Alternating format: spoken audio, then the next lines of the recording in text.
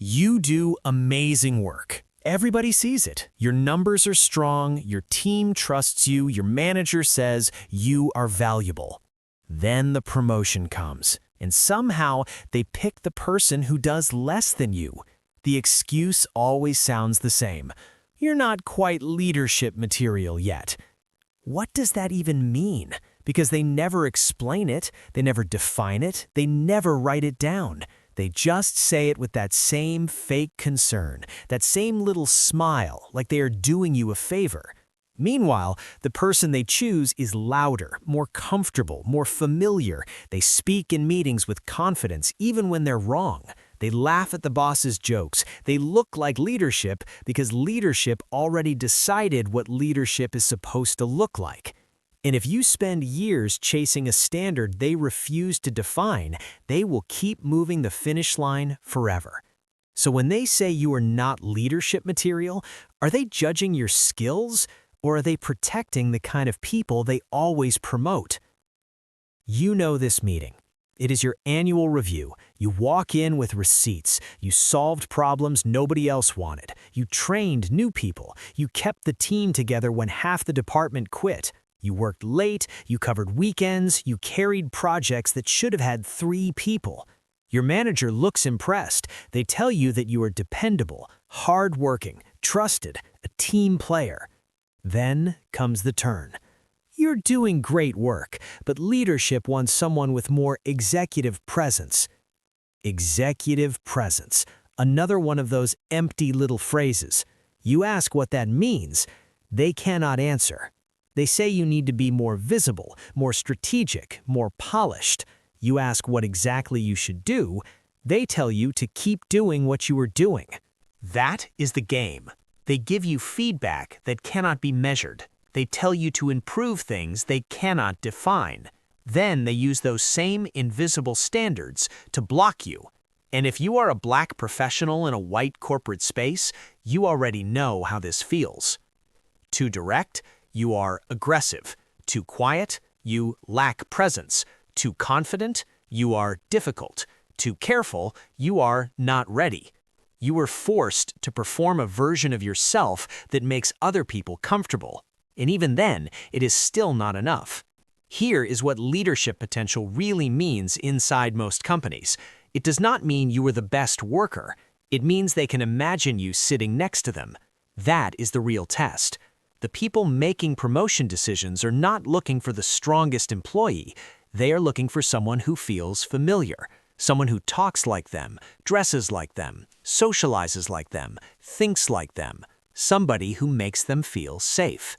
That is why the person who gets promoted is often not the most qualified person. It is the person who already fits the image in their head. The first trick is that they split people into 2 categories. There are the workers, and there are the leaders. Workers get praise. Leaders get opportunities. You get called reliable. They get called promising. You get extra assignments. They get mentors. You get told to prove yourself. They get told they are ready. The moment a company sees you as the person who keeps things running, they stop seeing you as the person who should move up. Because promoting you creates a problem. Now they have to replace you. So they leave you exactly where you are. The second trick is visibility. Not real visibility, managed visibility. You think hard work speaks for itself. It does not. Your work only matters if the right people see it, and the right people usually do not see it. Your boss presents your idea in another meeting. Your name disappears. You train the new manager, then that manager becomes your boss. You solve the crisis behind the scenes, then somebody else gets credit for leading through uncertainty. They do not reward contribution, they reward perception. That is why some people spend more time managing impressions than doing actual work. They speak first in meetings, they repeat the company's language, they attach themselves to senior leaders, they make sure every small success is visible. And if you were raised to believe that your work would speak for itself, corporate life punishes you for that belief. The third trick is that leadership standards are designed to be subjective. They stay vague on purpose. because a vague standard can never be challenged. If they say the promotion requires 10 years of experience, you can prove you qualify. If they say you need stronger numbers, you can bring the numbers. But if they say you lack presence or leadership energy, now they can deny you forever, because there is nothing to fight, nothing to point at, nothing to disprove. The standard stays blurry because the blur protects them. It protects favoritism. It protects bias. It protects the quiet little network of people who keep promoting each other. And the last trick is the one nobody says out loud. Leadership is often treated like a personality test, not a skill test. The loudest person gets called confident. The most polished person gets called professional. The person with the right hobbies, the right schools, the right accent, the right smile, they get called leadership material. Meanwhile, you are carrying the entire department, but because you do not perform leadership in the exact way they expect, they decide you do not have it. The deeper truth: this system exists because companies do not actually want change. They say they want fresh ideas, they say they want diversity, they say they want innovation.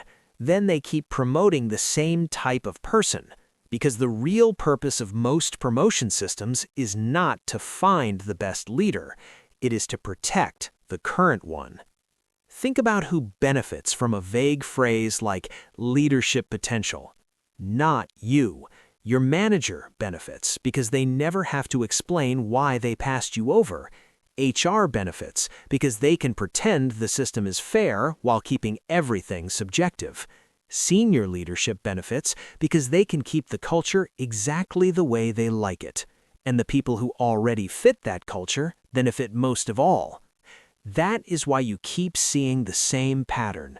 The person who gets promoted already has relationships with the right people. They are already included in the conversations. They are already invited to lunch, happy hour, golf, conferences, private meetings. The promotion is not the beginning of their advantage. It is the final reward. You were never competing on equal ground. You were competing in a game that started years earlier. And every time they tell you to keep proving yourself, they're buying time. More work from you, more loyalty from you, more silence from you. They want you chasing approval because people chasing approval are easier to control. The most dangerous employee is the one who finally realizes the system is not confused. The system is working exactly as designed. That realization hurts, because it means you were not failing. You were being managed. You were being kept useful. Useful people are valuable, but valuable is not the same as promoted. In corporate life, the person they depend on is often the last person they reward. What you can do. So what do you do with this? First, stop chasing vague feedback. The next time they say you need more leadership presence, make them define it. Ask direct questions. What specific behavior is missing? Who already demonstrates it? What measurable result would prove I am ready? Make them say it out loud. Because the moment vague feedback becomes specific, it becomes harder to manipulate. Second, stop overperforming in silence. You do not get rewarded for suffering quietly. You need witnesses. Send the follow-up email. Speak in the meeting. Attach your name to your work. Do not assume people know what you did. Make them know. Not because you're arrogant, because hidden work builds somebody else's career. Third, study who gets promoted, not what the company says, what actually happens. Watch who gets access, who gets invited, who gets protected after mistakes. That is where the real rules are. Once you see the pattern, stop taking the rejection personally, because it was never only about you. And finally, if a company keeps moving the goalposts, leave. Not immediately, not emotionally, strategically. Build relationships, update your resume, find the place where your work is not treated like free labor. Some companies will use you forever if you let them.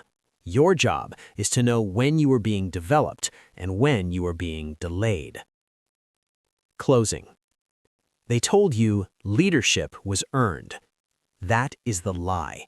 Inside most companies, leadership is assigned to the people who make power feel comfortable. The day you stop asking whether you are good enough and start asking who benefits from keeping you where you are, the whole game changes. Because now you're not chasing their approval, you're studying their system. And once you see the system clearly, they lose their biggest advantage, your confusion. If nobody ever told you this, share it with someone who needs to hear it.